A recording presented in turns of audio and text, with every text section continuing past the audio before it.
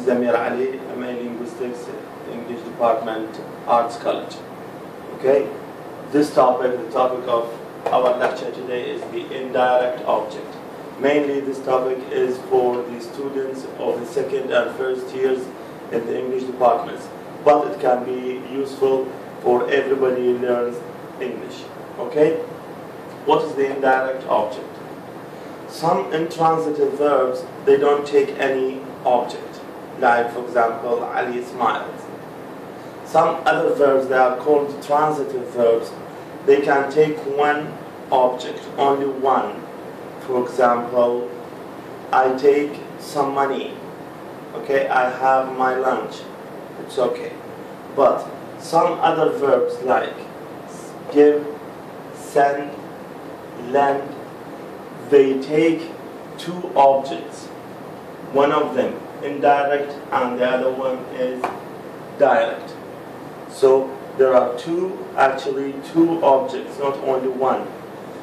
One of them is the direct and the other one is indirect. So how can we differentiate between the two?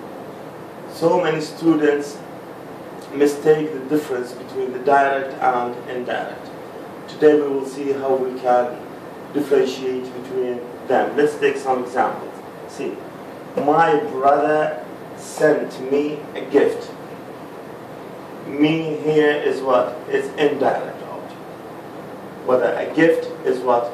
Is the direct object. Okay. Take the other example. I will lend you some money. You is what?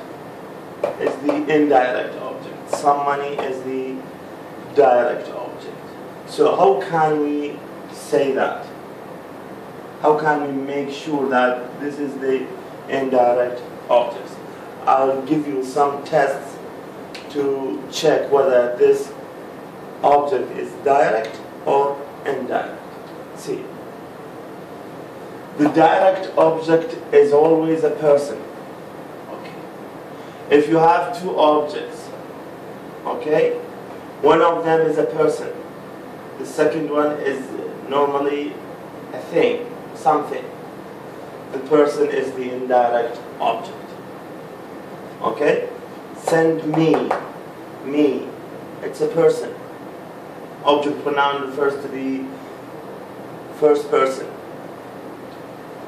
I will lend you some money. You is what? Is a person. But some money is something.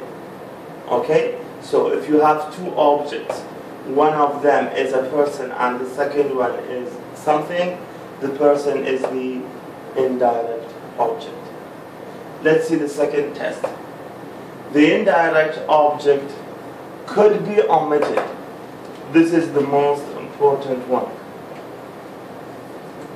If you want to test that whether this object is direct or indirect, omit it.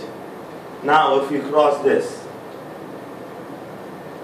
read the sentence without this. My brother sent a gift. It's okay. It's a normal sentence without the help of the indirect object. So this crossed object is what? Is the indirect. But if you say, my brother sent me, without this, it will be a problem. Sent you what? You have to mention the direct object. So the direct object cannot be deleted, but the indirect could be deleted. Let's check the other one. I will lend you some money. If you say, I will lend some money, it's okay. No problem. It's not your business to show you that who I will lend some money to whom. But if you say, I will lend you, no, this sentence is not grammatical. Because you will lend what? You will lend me what? You have to mention the direct object. Okay? So, one more thing. What about the position of the direct object and indirect object? This is the indirect and this is the direct. The natural, the normal place of the indirect is the first place after what? After the main verb. So if you have two objects, you can put the indirect first, then you can follow it by what? By the direct object. Send me a gift. Lend you some money. Not all the verbs. Some verbs take the preposition, can take the preposition to before the indirect.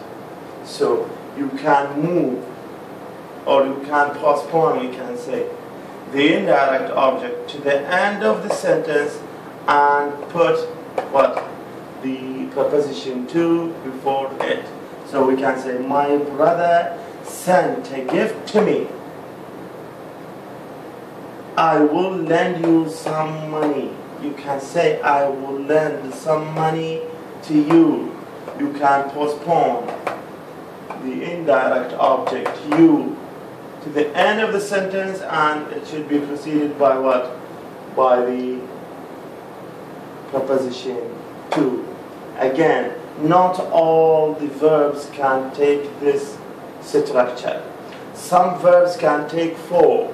For example, if you say, the doctor prescribed this medicine for me. In this case, you cannot say the doctor prescribed me some medicine. No, it is not possible. So you should use only four for the indirect object. You don't have the two cases. Okay? Some other verbs, they take only two without the free structure of direct and indirect. Some verbs, they don't let, for example, to take the preposition. For example, the verb cost. I can say, this watch costs me 10,000 dinars, but I cannot say, this watch cost 10,000 dinars for me or to me. It is not grammatical. So be careful. If you want to check the whole list of this kind of verbs, you can go back to the grammar rapid review of English grammar in the College of Arts. You will see a full list of these verbs. I hope you enjoy this short lecture about the indirect object. Thank you so much.